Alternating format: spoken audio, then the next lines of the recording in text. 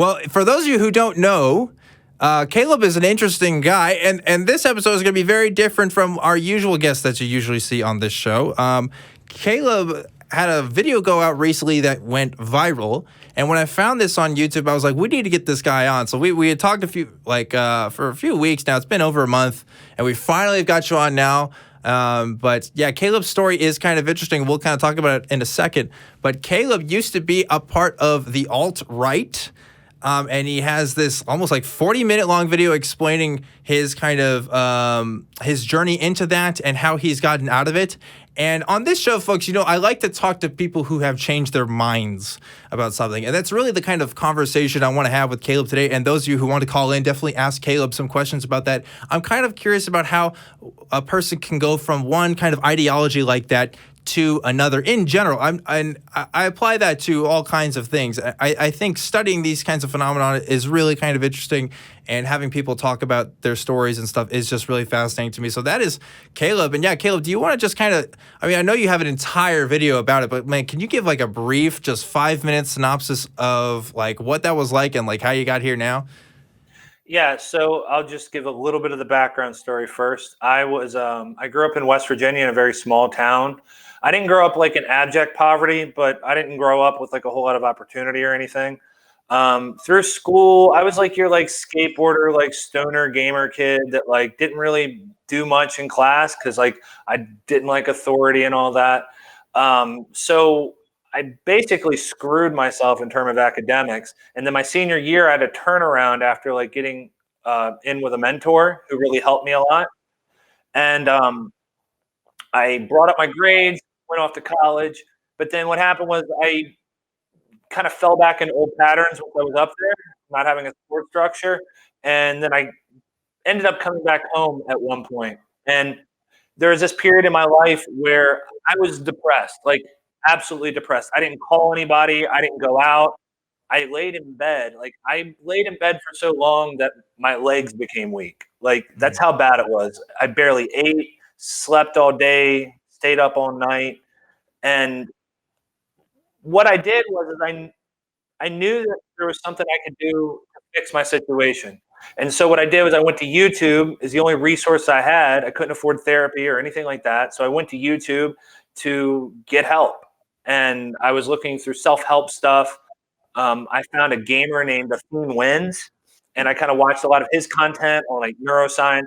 Eventually, the algorithm led me into a Canadian YouTuber named Stefan Molyneux.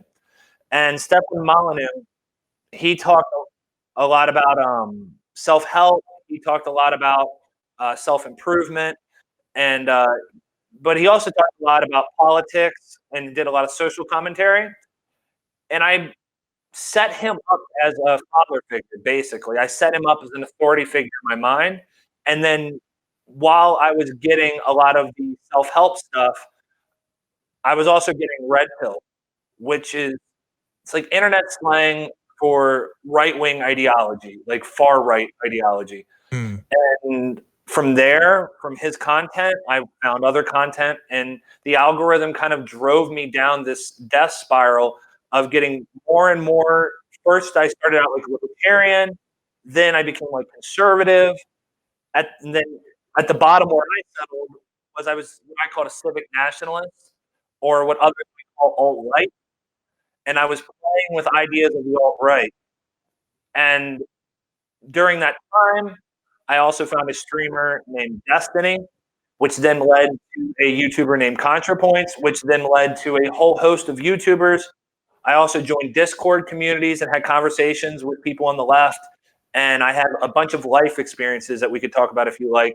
And all these culminated around this time in my life where I started to realize how wrong I was, what had happened to me, and I came back out of it. And I'm kind of like just a progressive now, like a social democrat. But it was a really rough time in my life. So when you're talking about like this time in your life where you kind of didn't have a lot of money, you were kind of sad about a lot of things. I mean, do you think that really fueled your interest in kind of going down this path? Do you think that had something to do with it, or do you think those were just kind of, outside circumstances? No, I think it's directly related, in my opinion. Christian Piccolini, a top de-radicalizer, an ex-neo-Nazi here in the United States, he works with the organization Life After Hate, and he talked about the same thing, how people have potholes in their life, and that when they have had these emotional potholes, due to trauma or due to something that's occurred in their life, where they feel a sense of loss, a loss of purpose, an emotional loss, whatever it is, something that traumatizes them, they sometimes what can happen is ideology can come in and fill in those potholes in a very comfortable way. And a lot of ideology is almost designed to do that. And it gives you a sense of, evenness, like, stableness in your life. And so I think that when I found that content, it filled in those potholes for me that I was experienced due to childhood trauma, due to my background growing up, due to not having work, not having opportunity, failing out of school, depression, a whole host of things that I saw as my potholes, and I filled those in with far right ideology. Just to remind people, this is a live call-in show. We have the number down there at the corner. Our lines are open right now. Come talk to Caleb and come ask him questions about his experience and stuff, or just come talk about, the regular kind of stuff we talk about here too. I'm sure Caleb would love to hear some of your questions that you have for me and him. But Caleb, I'm curious as to why it is that YouTube was kind of your go-to source. Out of all the internet websites that could talk about this kind of thing, or even just the internet in general, why do you think it was YouTube that kind of drawn you in? Well, I got into YouTube in high school, and I used to watch like the old skeptic stuff, The Amazing Atheist, Richard Dawkins, all that shit. Probably a lot of the same stuff that you watch. You're running an atheist channel. I'm sure you liked a lot of that content back then too. So I watched a lot of that stuff, and I was familiar and comfortable with YouTube as a platform. I like YouTube because you can get so much information so quickly. You can watch it passively, and it's usually pretty entertaining. And so YouTube is like a very natural platform for me to go to for entertainment or to go to for information. And I think that yeah, I just had a propensity towards YouTube. I went on Facebook groups and stuff too. But the thing is on YouTube, you can throw up a podcast in the background and do other things. You don't have to sit there and read a screen. So that's a big benefit of YouTube and podcasts. Um, and it's entertaining. I That's how I would go through my day. I basically would go everywhere with headphones in, and I still kind of do. I try to listen to more music now than YouTube, but I would go everywhere with headphones in my ears. Yeah, interesting. At least a lot of transitions from my own beliefs, I could say, have been in part attributed to YouTube videos. I'd like to say that I've done the research. I'd like to say that I've read the articles and the studies and things on all kinds of topics. But YouTube is, I agree with you, is a platform that gets information out there. And its reliability can sometimes be kind of dubious. And it sounds like that's kind of the conclusion you came to with some of your own beliefs. Let me ask you, what are some of the reasons why you decided you changed your mind on this? Because it sounds like YouTube is the thing that got you in, and YouTube is also the thing that kind of got you out. Yeah, so a lot of people think that I just watched a couple ContraPoints and Destiny videos and I flipped my mind, and that's not what happened. They introduced me. What Destiny did was show me how a lot of the ideas, the way in which I was thinking about things and framing arguments was fallacious.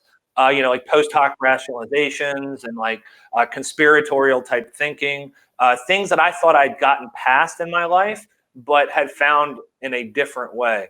So Destiny helped a lot with that. And then ContraPoints, what she helped with was kind of explaining some more of the theory and what it was that I believed and what the theory was on the other side in terms of leftists and theory that I really didn't fully understand, that I'd been given like a false, interpretation of. And so I listened to a lot of left tubers, a lot of lefty YouTubers, and heard their arguments about things in contrast to the arguments I had heard on the other side. I then would go and do my own research on things. I started reading more. And just like you said, I started realizing that like I can't just take what a YouTuber says to me at face value. And so I would go off platform. I would go like fact check. I would type in whatever debunked and then like look into that and try to draw my own conclusion and not just go with what made me feel good emotionally. And then also I had a bunch of life experiences. I started having conversations with people in my real life, minorities, trans people, gay people, people that like I had been kind of taught a weird, definition of what these people believed. So I would go into Discord communities, talk to feminists, all these types of people. That really helped open my perspective. And then I also had some life experiences that turned me off to a lot of right-wing ideology, things like meritocracy, justification of hierarchies, capitalism. And so it was a culmination of watching YouTubers and digesting theory, going off platform, reading that stuff myself, having conversations with people, and then also just having raw, visceral experiences that when I would look back to the things that I had been learning, I was like, well, this maps out as accurately as I've seen so far. I try to remain skeptical and open to information, but it woke me up that a lot of the right-wing beliefs I had, I don't believe anymore. And Caleb, the first time I found out about you was this video that you made. I think it's called "Descent into the Alt-Right Pipeline," I think is the title of it. And it's like this 40-minute long video, and it's just you kind of talking about your experiences, and it kind of went viral. I think I checked today, and it was at over 400,000 views now. And I also saw comments from like ContraPoints, like you mentioned, one of the YouTubers that you had looked up to in some ways, or still look up to, I suppose. What is that like now, having your story kind of out there for people to watch and kind of dissect? Has it kind of made you feel weird about the whole thing? Do you like it, or what's up with that? I'd say I like it, but it's definitely weird. It's surreal. I was like a nobody before all this happened. I was just a normal dude that just literally, I watched too much YouTube. And apparently, though, I've been through an experience that a lot of people resonate with. I guess I explained it in a way that mapped it out in a way that hadn't been explained before. And a lot of people really took onto that video. And so I've had a lot of outreach from different outlets and people that want to talk. And I'm trying to talk to as many people as possible. That's why I'm here with you today. Yeah. I do like it. I like the YouTube channel. I want to make this my thing going forward. And whether that's YouTube or whether that's something that I do off platform, I really believe in this like project of de-radicalizing people and helping people out of like tough situations in their life where they fall into radicalization.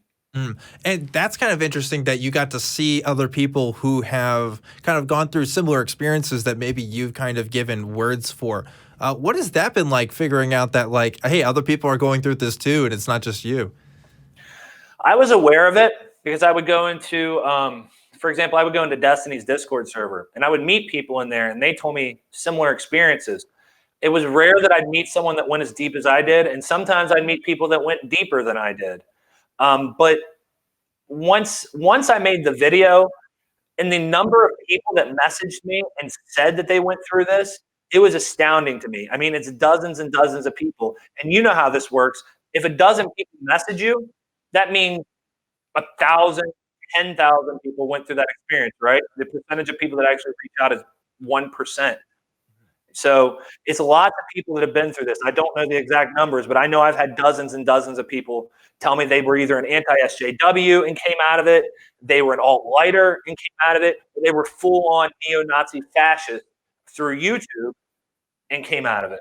And there's minorities that go through this process, trans people that go through this process. It's not just straight white men, it's all types of people. It's mostly straight white men because that's the demographic that the funnel selects for, but it's all types of people that fall through this. But the majority of people that reach out to me say that they went through the YouTube algorithm. And so you think the YouTube algorithm kind of actually plays a part in what you've described as kind of a funneling experience for people? The YouTube algorithm is completely neutral. For anybody that doesn't know, it's basically one of the most, if not the most advanced creation that we've ever done on this planet. And we have the smartest minds in the world working on this thing. And basically, they put data in and it gives data out. They don't know the machine learning of what is going on in between. But what the algorithm wants to do is it wants to keep you on platform. And so that's all about watch time. So they can sell you ad dollars. So the algorithm is not politically biased in its core. The algorithm does not have any ethics or morals. The algorithm has one goal, and that's to keep you watching more videos for as long as possible. And so it does that on its own. It's an AI that does that work on its own. Engineers aren't picking videos. It's a machine that does that. And what it does is people that were on the right were pumping out content, feeding content into this AI, and this AI was then taking that, and then people would watch that content, and then it would say, well, people really like this right-wing content. Oh, hey, someone watched a debate with Ben Shapiro. Maybe I'll show them do a talk where Ben Shapiro did an interview with Jordan Peterson. And oh, hey, people really liked that. So maybe I'll do a lecture by Jordan Peterson. Oh, watch. They watched 10 of Jordan Peterson's lectures. Well, what else can we show them? Well, Jordan Peterson just did a thing with Stefan Molyneux. Let's show them that. And then Stefan Molyneux, holy crap, they just watched 30 Stefan Molyneux videos. What else can we show them? Oh, look, here's some Jared Taylor. Here now, you know, and what happens? You like go down that process, and it doesn't happen direct down. It spirals. It can go up and around, but what tends to be the case is, and I think that this is a more human aspect, but people gravitate deeper and deeper down into more pure ideology. And it could be that way for anything. In fact, it is. There's an atheist rabbit hole. You know, there's a skeptic rabbit hole on YouTube, and someone might find your content through that, and you know, they go from you to watching Matt Dillahunty. But there's no danger in listening to Matt Dillahunty unless you know you're trying to start a church. Well, that depends on who you ask. But yeah, for sure. It's so interesting. It's like, because as content creators, even, and I'm sure you figured this out, like, I don't know anybody that knows exactly how the algorithm works, right? I think that's kind of the thing that everybody wants to know, exactly, like, what's the mathematics? And we can only kind of guess and maybe do a little bit of experimentation, but it's kind of a secret for the most part. It's kind of this kind of YouTube thing. Secret to them. Yeah, they don't know. And yeah, that's true too, right? Because like, I think it's probably at the point where maybe the people who create it might not even know all the details exactly. And that's the case with a lot of bots sometimes, and AIs that we create things. Of course, I'm not an expert in those fields, but gosh, what an interesting conversation. Again, if you're just joining us, I'm with Caleb from the YouTube channel Faraday Speaks. We are live with him, and if we're taking calls, so go ahead and click at the number on the bottom of the screen and come talk to us if you want. We have a few callers already, but we need some more people to call in, so come on down. So what is it that drew you to kind of put your story out there in the first place, Caleb? I mean, like, I'm sure as you found, there was other people that like had gone through similar experiences, but didn't go through all the work to kind of talk about it with people. What kind of motivated you to do that? Well, so what motivated me was, first off, I realized what I'd went through, and I felt an incredible sense of guilt, because all of a sudden I'm watching ContraPoints videos, and we develop parasocial relations with people. So I felt like she was a person I cared about, right? And then I also would go into Discord servers, and I made friends in there, Black people, gay people, trans people, and I felt a camaraderie with those people. And then I thought back on my ideology, and I thought, the ideology that I was supporting wants these people either kicked out or dead. And that disturbed me, and it made me feel an incredible sense of guilt about all of this. Then what happened was I would go into Destiny's Discord server, and I would see people interact with conservatives, libertarians, right-wingers, and especially people that were in my camp. And I don't blame them. I'm not upset at them for this, but they would get very upset with these people. And I understand why, because it's real for these people. When you're a trans person and you're talking to a fascist, you don't want to have a nice conversation, because that fascist wants you dead, or they want you to go through some fucked up therapy where they try to convert you into what they think you should be. So I understand frustration with people. But what I noticed about the frustration when they would debate with people, and people would come into the chat room and get like kind of dogpiled, it would put them out. And I remember what it was like for me whenever I would confront people about my beliefs, and they would call me racist, homophobic, sexist. And I'm like, I don't see myself as any of these things. You know, you're calling me these things, but that's not how I see it. I've contextualized this in a different way. And so it pushed me further into my ideology when I met those people. And so what I wanted to do was, yes, it's important what Destiny does. I don't know if you've ever watched Destiny's content, but he goes and he debates people very aggressively. And it's for an audience, and it obviously worked because it helped pull me out and wake me up. But what I wanted to do was, I thought there must be another approach that we can add to this. And I kind of looked at what ContraPoints was doing, where she was talking softly to people, explaining things, but she was also like using like edgy humor to interact and reach them on their level. And I thought, well, maybe I can help explain, you know, things going on within this movement. Yeah, I hear people call, for example, I hope hear people call Ben Shapiro a Nazi. Well, he's not a Nazi. And I thought, well, that's something I can explain. Or I can explain how to have a better conversation with these people where they don't feel attacked. And so I was going to do these video essays, kind of explaining this stuff, doing it very well researched and thought out, and doing it in a way that I felt I would be able to reach people that were in my position. I ended up doing a much more raw video. I got inspiration from a YouTuber that I saw from a channel called King and Queen of the Losers. She goes by the name Kiwi, and she is a musician. And she did this very raw video in front of a blank background like I have here, and with a mic, and just told very plainly her becoming an anti-SJW Trump supporter and then coming out of that and explaining. Basically, she had the same story as me. And I was like, wow, that's powerful. And that's exactly how I should tell the story. And then the New Zealand shooting happened. And so I put it out like that. But it was the big motivation. I thought we need to add compassion and empathy to this situation. And we need to come up with more creative ways to have conversations with people to bring them out of the funnel.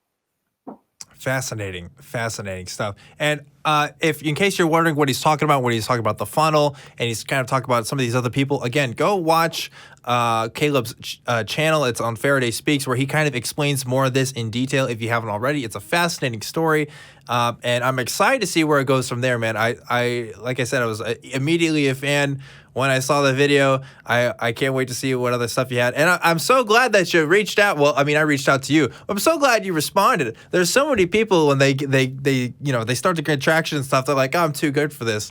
But now you came and you're on this show. That's great. That's wonderful. And I think your commitment to talking to other people about their experiences is really something to behold.